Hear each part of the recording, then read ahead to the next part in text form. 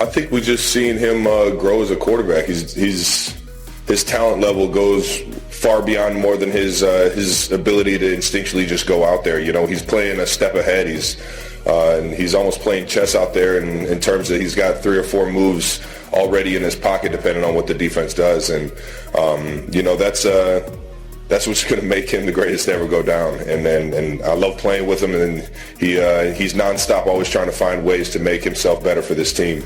And you saw that more so this year than any other year that we've played, knowing that the pieces were a little bit different in terms of the weapons that he has and the scrutiny. That everybody was kind of looking to see how he was going to take his game to the next level. And sure enough, I'm pretty sure he'll win MVP. Morning, Trav. Why Morning. are you always open? Why am I always open? I say it all the time. Andy Reid, baby. Big Red. He can dial some stuff up at the right time, create some things at the right time, and then on top of that, you know, everybody is doing their job. It's not just me just go out there and get open kind of play. I'm sure you guys like to think that, but there's a lot of madness to it, and there's a lot of guys doing their job for the big picture, and I'm fortunate that I'm playing here for sure. You talked about the new guys and the important role they play in this Super Bowl. Obviously not the result y'all wanted last time in the Super Bowl. Do you use that as motivation this week? Do you tell them what it's like to lose a Super Bowl in the build-up to this one? I don't even like to revisit that one. I'll tell you what, that wasn't a prideful moment in my life. But I'll tell you what, it's good wisdom to have. And as a leader, I don't think, as a leader, I don't think that I stepped up to the plate as much as I should have in that game. And that's where it really burns me. So I'm just focusing on myself to be able to be the best leader that I can, the best teammate that I can come game day. And, not put my team in a position like I did the last time we were in the Super Bowl. Travis, right over here.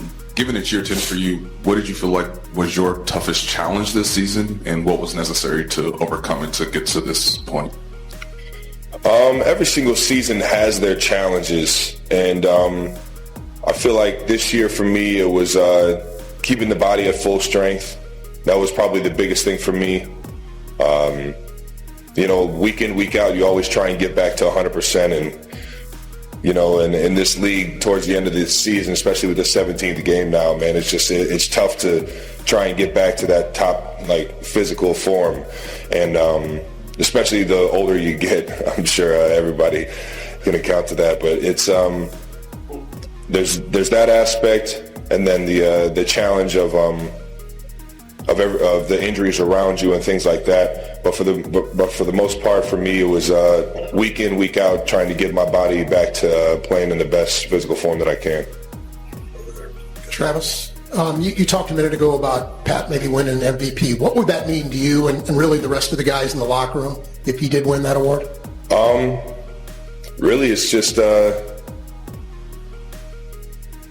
it's something that I know at the end of his career he's going to be able to hang his hat on. But Pat doesn't walk into that building thinking I need to be the MVP. He walks into that building trying to find the best way to beat the opponent that we have that week.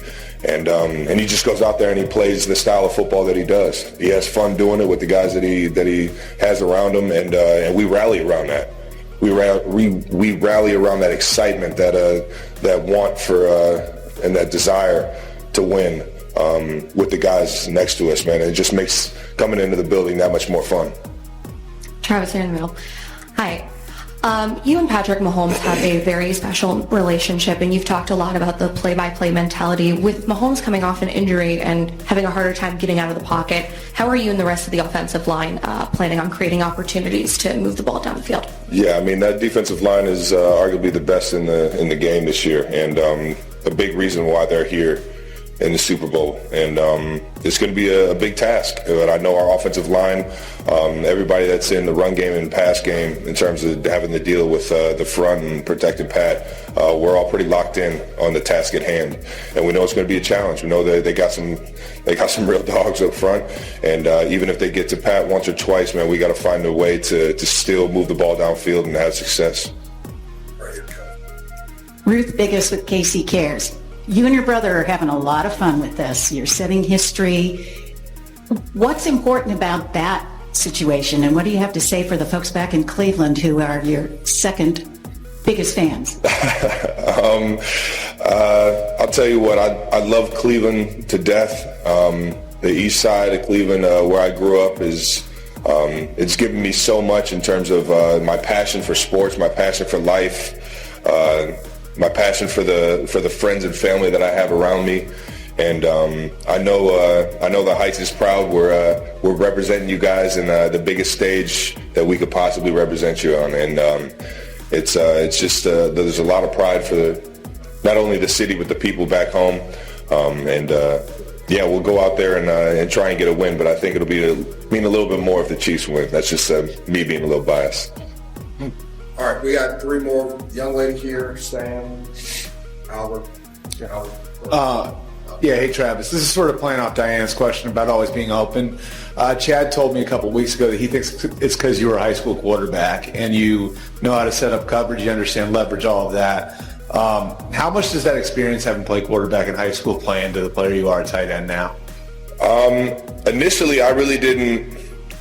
Going into the tight end position, man, it was a pretty big struggle. I'm not gonna lie. I didn't feel comfortable running routes. I didn't feel comfortable blocking. It took really a full year to 2 years up until my senior year in college to really kind of hone my own craft. And then it changed as soon as I got to the league. I went from really being a wide tight end, an inline tight end, to kind of this new creation that you see Coach Reed and the offensive staff really creating for me in this offense. And making that transition, I think, yeah, you have an understanding of what that quarterback is going through back there. You have an understanding of the progression on this play. You have the understanding of, all right, versus this defense, this is where I need to go with the ball. And if you have that kind of mindset, if you're in the quarterback's mind and you're thinking with him and the chemistry is there, there's certain things you can do when you run routes to get open or to just make that guy's life that much easier. And that's my job. My job is to go out there and paint a picture for the quarterback to make his job that much easier, a clear-cut, decisive picture of where to go with the ball. And from that point on, as soon as I get it in my hands, it's just that's when the fun starts. So it's just, I guess being a quarterback definitely helped out a lot because I get to understand I kind of understand the conversations and the things that are going on in that quarterback's head. But at the end of the day, I feel like everybody's got to have that quarterback mentality or that quarterback mindset on reading the defense and adjusting depending on what they're presenting. Right here. Hey, Travis. You spoke a couple days ago about the support that you received from some of the Cincinnati coaches the year that you weren't playing. What kind of role did your brother play too in that and the support that you received from him? Man, when I got removed from the team, I got my scholarship took, so I was actually staying with my brother. I was in his room in his house, kind of like two brothers growing up living in the same room. So in terms of rent, I wasn't paying rent. In terms of food, he was helping me with food. So I was literally living off him for quite a while down there, and he was my lifeline. And that being said, every single day I was trying to do the right things. And he went into the coach's office and actually talked to numerous coaches and numerous people in the Cincinnati staff to try and give me another chance to be on the team. And I'm forever in debt to this guy for putting his name, our name, just putting his honor on the line to give me another chance. And so when I say I owe it all to him, I really do. Sam. Travis, earlier to a question you said your work to not put your team in the same position you did last time you were in the Super Bowl. What do you mean by that? And is that something that's obviously stuck with you for the past couple of years? I mean, through every single game, you're going to have those ups and downs, and unfortunately, we had a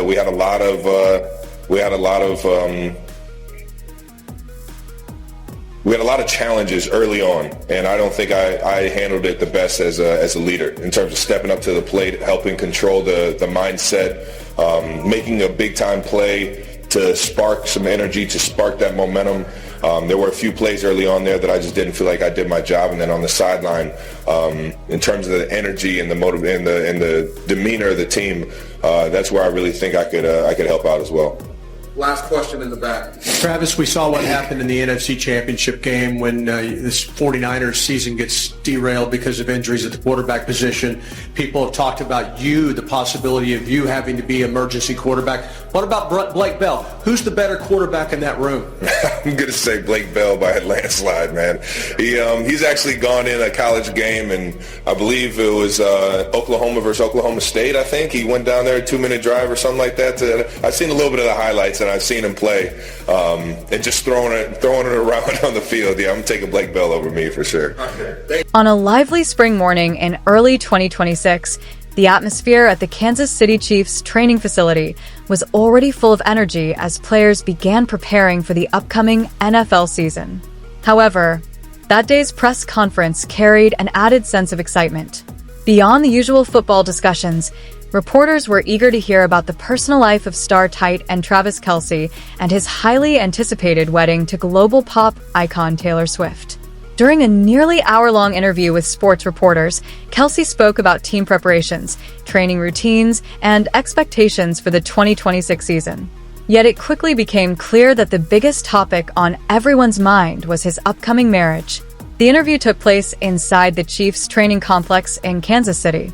When Kelce entered the press room wearing his standard training gear, his wide smile hinted that the conversation would go beyond football. Only minutes into the session, a reporter asked the question many had been waiting for. "Travis, we've heard you're planning a wedding before the 2026 season begins. Is that true?" Kelce laughed warmly before leaning back in his chair and responding. "I think it's not really a secret anymore," he said. "Taylor and I are planning our wedding before summer training camp starts." His confirmation immediately energized the room, sparking excitement among reporters and fans alike. The relationship between Kelce and Swift has drawn global attention since the pair were first linked in 2023. From Swift attending games to cheer him on to their appearances together at major public events, their romance quickly became one of the most talked about relationships in both sports and entertainment. Throughout 2025, speculation grew that Kelce had proposed. By the end of the year, the couple finally confirmed their engagement, setting the stage for a wedding that fans around the world have been eagerly awaiting.